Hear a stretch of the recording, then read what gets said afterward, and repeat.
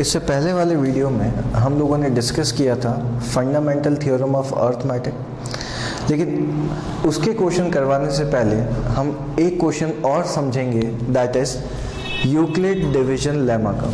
Euclid division lemma का हम लोगों ने एक क्वेश्चन पहले डिस्कस कर रखा है कि show that square of any positive integer is of the form of 3m plus 1। Clear है। ऐसे ही बोर्ड एग्जाम्स में एक और इम्पॉर्टेंट क्वेश्चन आता है यूक्लिड डिवीजन लेमा के ऊपर कि use Euclid division lemma to show that cube of any positive integer is of the form of 9m plus 1 and 9m plus 8। तो आपको यहाँ पे शो करना है कि किसी भी पॉजिटिव इंटीजर का क्यूब किस फॉर्म का होगा, 9m plus 1 और 9m plus 8। इससे पहले जब हमने ये क्वेश्चन किया था तो मैंने आपको क्या कहा था कि जो आपको b की वैल्यू होती है वो आपको क्वेश्चन में से ही मिलती है। अब यहाँ पे अगर हम उसी फिलॉसफी से चले तो b की वैल्यू तो क्या होनी चाहिए, 9 होनी चाहिए। क्लियर। लेकिन अगर b की वैल्यू अगर हम यहाँ से 9 लेते हैं तो हमारे पास पॉसिबल वैल्यूज जो आएगी वो 0, 1, 2, 3, 4, 5, 6, 7, 8 तक आ जाएगी, यानी कि बहुत बड़ा केस हो जाएगा। तो समझने की बात यह है कि हमको ये देखना है कि 9 का मल्टीपल क्या है। अब मेरे को बताइए 9 किसकी टेबल में आता है, क्लोजेस्ट, तो वो है 3 की टेबल। तो हम यहाँ पे क्या करेंगे, b की वैल्यू 3 मानेंगे। इतना क्लियर। तो सबसे पहले हमने मान लिया let a be any positive integer। A क्या हो गया, आपके पास एक कोई भी पॉजिटिव इंटीजर हो गया। इतना clear. And let b is equals to 3 और b की वैल्यू मैंने कितनी मान ली, 3 मान ली। अगर मैं 9 मानूंगा, आई रिपीट, तो क्वेश्चन बहुत ज्यादा हो जाएगा, केसेस बहुत सारे बन जाएंगे। तो इधर से मैंने b की वैल्यू क्या अज्यूम कर ली, let is 3। So using Euclid division lemma, क्या यूज कर रहे हैं, यूक्लिड डिवीजन लेमा। हम जानते हैं a इज इक्वल्स टू क्या होता है, b cube plus r, where r की वैल्यू किससे छोटी होती है, b से, लेकिन किससे बड़ी होती है, 0 से या उसके बराबर होती है। इतना क्लियर। अब बताइए यहां पे हमारे पास b की वैल्यू क्या है, 3 है। तो a is equals to 3 cube plus r, where r is less than 3 greater than or equals to 0। r की वैल्यू किससे छोटी होनी चाहिए, 3 से, और किससे बड़ी होनी चाहिए, 0 से या उसके बराबर। सो therefore possible values of r, तो बताइए 3 से छोटी वैल्यूज कौन कौन सी होती है, या तो 0 होगा या 1 होगा या 2 होगा, यही आएगा। तो 0, 1 एंड 2। अब एक एक करके हम क्या करेंगे, यहां पे सारी वैल्यूज रख के देखें। अब देखें, सबसे पहले हम क्या कर रहे हैं, दैट इज केस 1। तो केस 1 में हमने r की वैल्यू क्या अज्यूम कर ली, दैट इज 0 अज्यूम कर ली। इतना क्लियर। तो r की वैल्यू क्या हो गई आपके पास, 0। तो a इज इक्वल्स टू कितना हो जाएगा, 3 क्यूब प्लस 0। इतना क्लियर। तो देखिए आपके पास कितना था, यहां पे a equals to 3 cube plus r था, r की जगह पे मैंने क्या रख दिया, 0 रख दिया। तो a इज इक्वल्स टू कितना हो गया, 3 क्यूब प्लस 0। तो a की वैल्यू कितनी आ जाएगी, 3 क्यूब। ना आपको क्या कर बोला गया है, cube of any positive integer. तो ऑन क्यूबिंग बोथ साइड्स, अब हम क्या करेंगे, क्यूब निकालेंगे, किसका, दोनों तरफ। तो ये हो गया आपके पास a cube is equals to 3 cube का होल क्यूब, यही आएगा। चलिए a cube is equals to 3 का क्यूब यानी कि 27 क्यूब। इतना क्लियर। तो a cube is equals to, अब मेरे को बताइए इस 27 को मैं क्या लिख सकता हूं, क्या मैं इसको ऐसे लिख सकता हूं, 9 इंटू 3 क्यूब। कोई फर्क नहीं पड़ेगा। 9 इंटू 3 कितना होता है 27 q cube. Now let 3 q cube is equals to, मैंने क्या मान लिया m, तो 3 क्यू क्यूब की वैल्यू मैंने क्या मान ली m मान ली, where m is positive integer और m क्या है, एक कोई भी पॉजिटिव इंटीजर है।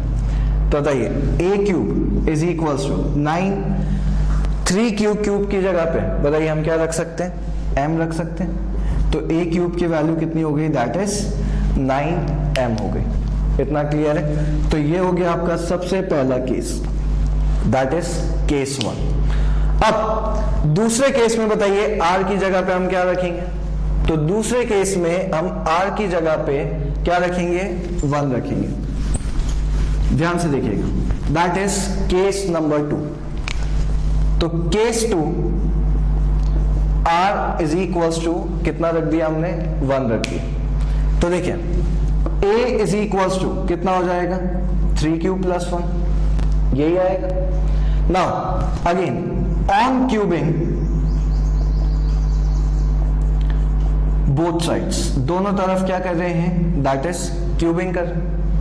तो ये हो गया a cube is equals to 3 cube plus 1 का होल क्यूब, यानी कि a प्लस बी का होल क्यूब। अब बताइए a प्लस बी का होल क्यूब की आइडेंटिटी क्या होती है, याद है सबको, तो a cube plus b cube plus 3ab bracket में a प्लस बी, ये होती है a प्लस बी के होल क्यूब की आइडेंटिटी।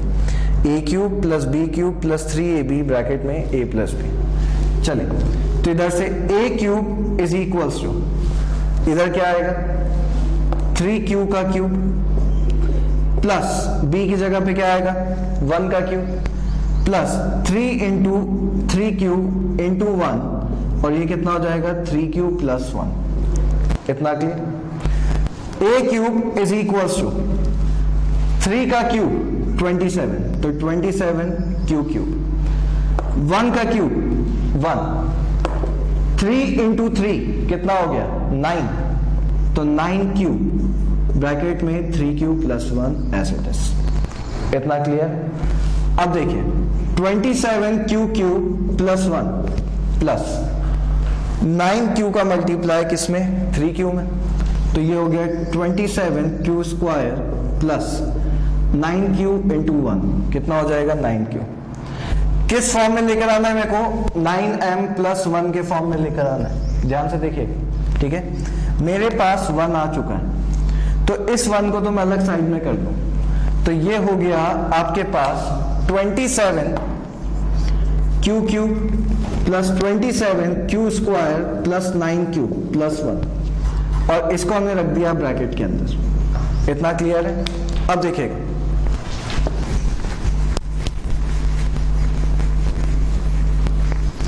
आपके पास इधर से आया a cube is equals to bracket के अंदर 27 क्यू क्यूब, तो 27 q cube plus 27 Q square plus 9q plus 1, यही आ रहा था जो हमने लास्ट स्टेप लिखी थी।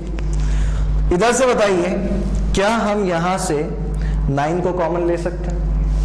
अगर 9 कॉमन आता है तो इधर क्या बचेगा 3q cube plus 3q square plus q plus 1। इतना क्लियर।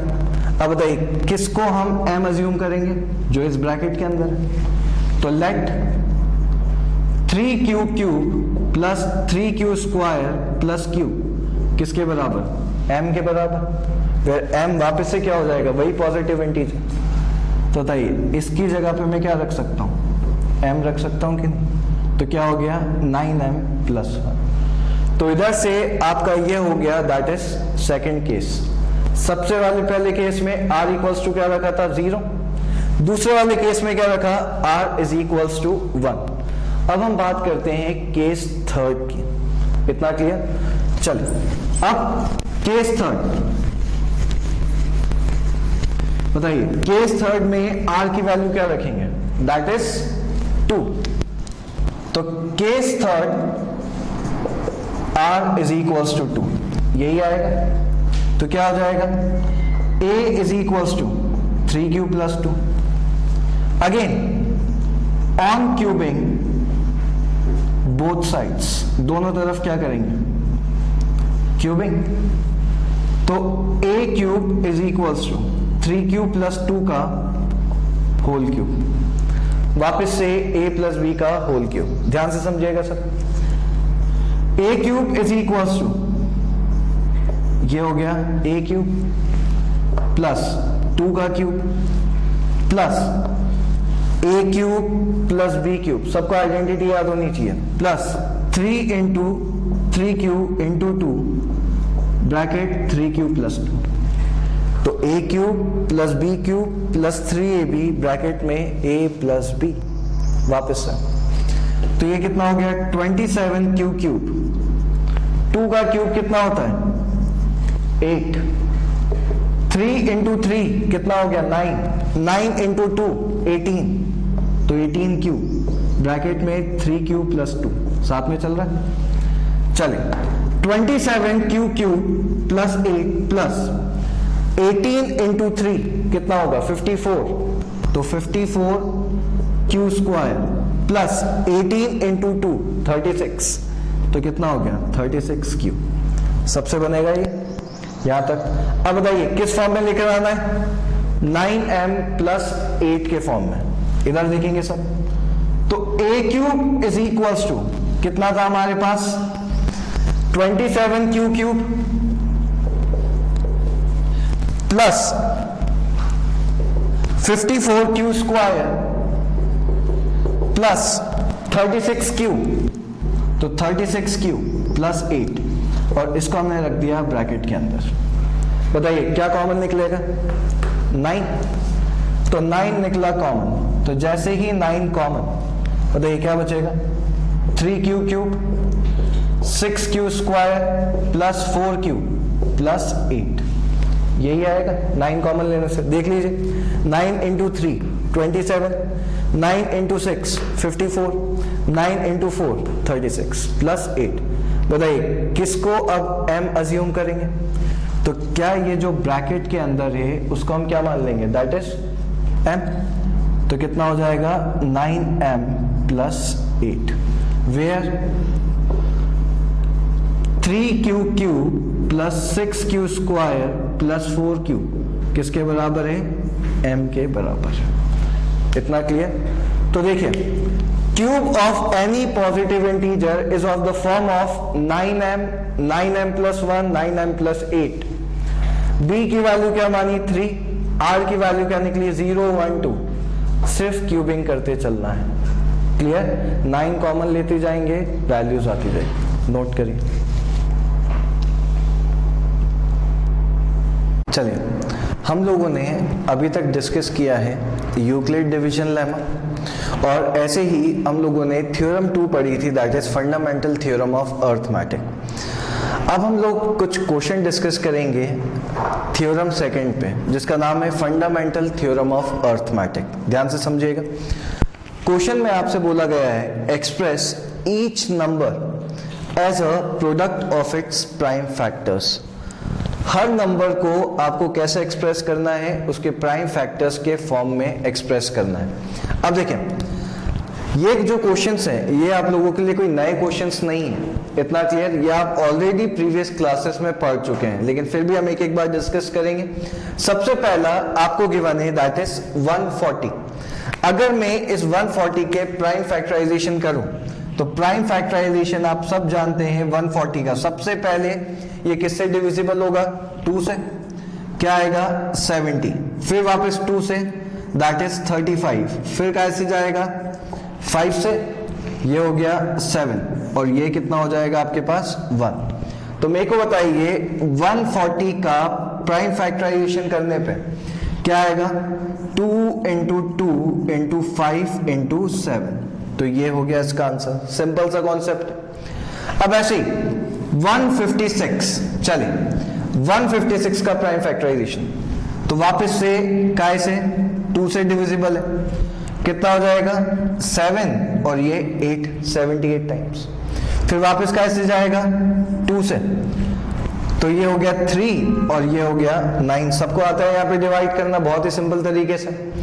ऐसे ही फिर वापस कैसे जाएगा 3 से, कितने टाइम्स 13 और 13 से ये कितना हो गया 1। तो मेरे को बताइए 156 के प्राइम फैक्टराइजेशन करने पे क्या आएगा 2 इंटू 2 इंटू 3 इंटू 13। सिंपल सा कॉन्सेप्ट। अब ऐसे ही आते हैं हमारे थर्ड पार्ट पे। चलिए थर्ड पार्ट 5005 यानी कि 5005। देखिए काय से डिविजिबल है 5 से, तो ये कितना हो गया 5 1, 2 zeros एज इट इज और फिर 5 1। अब सबसे इंपॉर्टेंट बात, ये क्वेश्चंस तो सिंपल हैं लेकिन फिर भी गलत हो जाते हैं अगर आपको डिविजिबिलिटी नहीं आती है तो। अब आपको ये क्लियर होना चाहिए कि 1001 किससे डिविजिबल होगा। तो देखिए 1001 5 के बाद 6 से तो डिविजिबल नहीं होगा। अगर हमको इसको चेक करना है क्या ये 7 से डिविजिबल है कि नहीं है, तो एक बार मैं आपको पहले 7 की डिविजिबिलिटी बता दूं। ठीक है, सबका ध्यान बोर्ड पे वापस। तो डिविजिबिलिटी ऑफ 7 हम क्या करेंगे चेक करेंगे, बहुत ध्यान से समझेगा। ठीक है, तो डिविजिबिलिटी ऑफ 7, जैसे आपके पास नंबर क्या गिवन है 1001। हमको चेक करना है कि 1001 7 के टेबल में आता है कि नहीं आता है।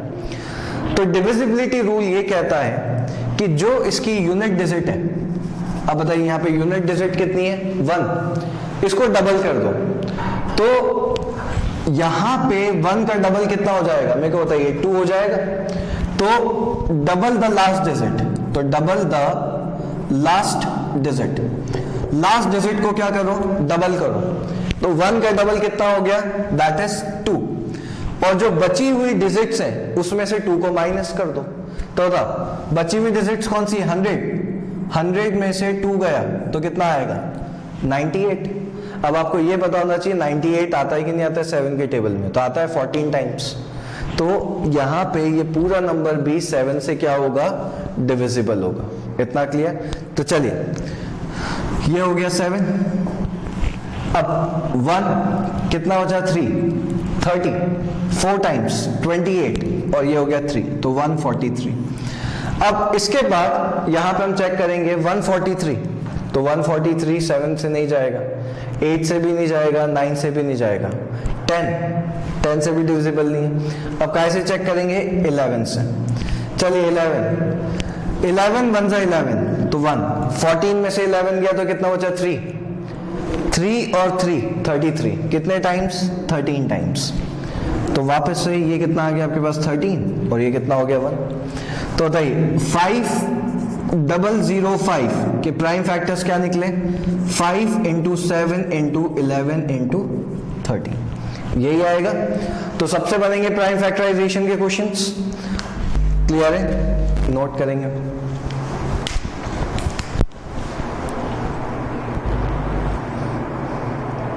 नेक्स्ट क्वेश्चन में आपसे बोला गया है find the LCM and the HCF. आपको एलसीएम निकालना है और आपको एचसीएफ निकालना है of the following integers by applying prime factorisation method.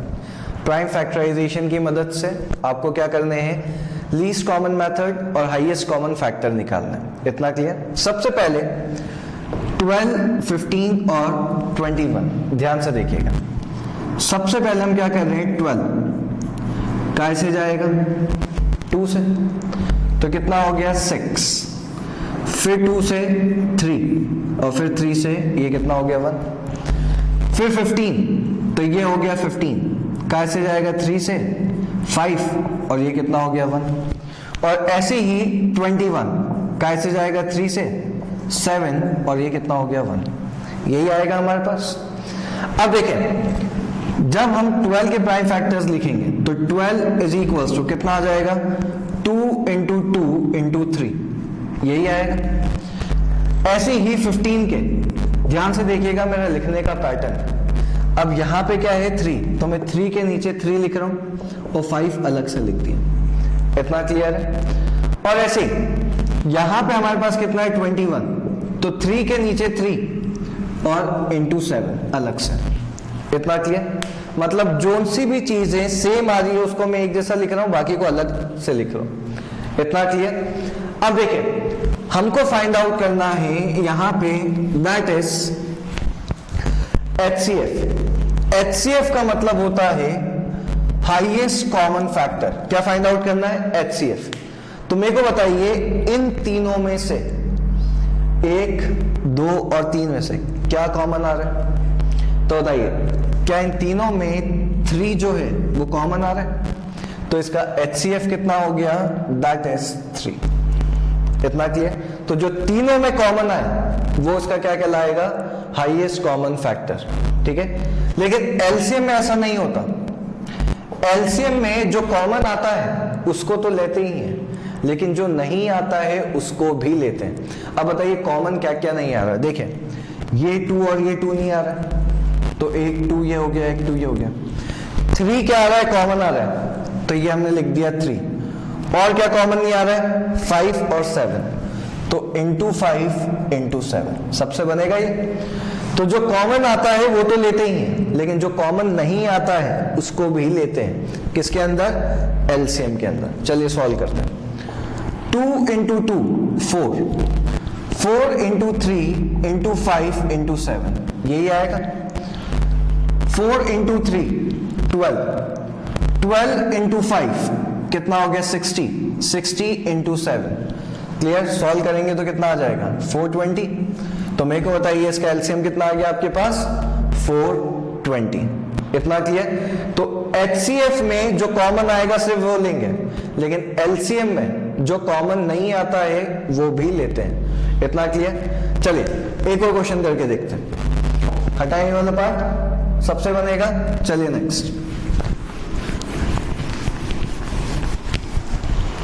Next है 17, 23 और 29। अब आपको बोला गया है कि आपको इसका क्या निकालना है? HCF और एलसीएम दोनों। सबसे पहले 17, तो 17 बताइए 17 सिर्फ 17 की टेबल में आता है। ऐसे ही 23, 23 भी सिर्फ 23 की टेबल में आता है। और 29, तो 29 भी सिर्फ 29 की टेबल में आता है। मैं आपको डिटेल में इसलिए बता रहा हूं, आप डायरेक्ट भी कर सकते हैं, लेकिन एक एक कॉन्सेप्ट क्लियर होता जाएगा। चलिए 17, मेरे को बताइए 17 को हम क्या लिख सकते हैं? 17 इंटू 1, कोई फर्क नहीं पड़ेगा। ऐसे ही 23 क्या लिख सकते हैं? 23 इंटू 1। और ऐसे ही 29 क्या लिख सकते हैं? 29 इंटू 1। बताइए इन तीनों में कुछ भी कॉमन आ रहा है इस 1 के अलावा?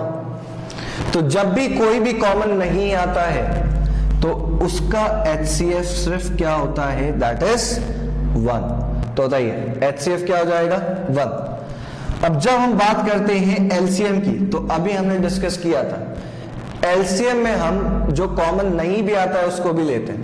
तो बताइए क्या क्या आ जाएगा? 17 इंटू 23 इंटू 29, यही आएगा। तो सॉल्व करेंगे तो बताइए कितना आ जाएगा?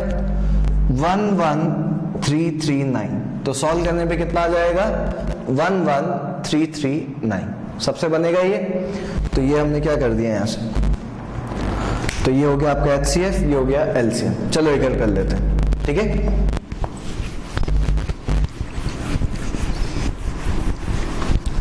Now third, 8, 9 and 25। तो कितना हो गया? 8, 9 और 25। पहले खुद ट्राई करेंगे, उसके बाद यहां पे देखिए। सबसे पहले 8, तो ये रहा 8, काय से जाएगा? 2 से। क्या हो गया? 4, फिर 2 से 2, और ये कितना हो गया? 1। 9 काय से जाएगा? 3 से, और ये हो गया 3, और ये हो गया 1। और ऐसे ही 25 काय से? 5 से, तो ये हो गया 5, और ये हो गया 1। बताइए यही आ रहा है। नाउ 8 को हम क्या लिख सकते हैं? 2 इंटू 2 इंटू 2। 9 को क्या लिख सकते हैं? 3 इंटू 3। और 25 को क्या लिख सकते हैं? 5 इंटू 5। यही आ रहा है। अब मेरे को बताइए, क्या इन तीनों में से कुछ भी कॉमन आ रहा है? कुछ भी कॉमन नहीं आ रहा है, इसका मतलब इसका HCF कितना हो जाएगा? That is 1। और जब हम बात करते हैं LCM की, तो LCM में हम क्या लिखते हैं कि जो कॉमन नहीं भी आ रहा है उन सबको लिखेंगे। तो देखिए क्या हो जाएगा, 2 इंटू 2 इंटू 2, 3 इंटू 3 और 5 इंटू 5, यही आएगा। चलिए तो कितना हो गया, 8 इंटू 9 इंटू 25। सॉल्व कर लेंगे तो 8 इंटू 9 कितना हो गया, 72 इंटू 25। मल्टीप्लाई करिए तो कितना हो जाएगा आपके पास, 1800। तो इधर से आपके पास आंसर कितना आ जाएगा, दैट इज 1800। सबसे बनेंगे इस टाइप के क्वेश्चंस, HCF और LCM निकालने वाले, नोट करेंगे।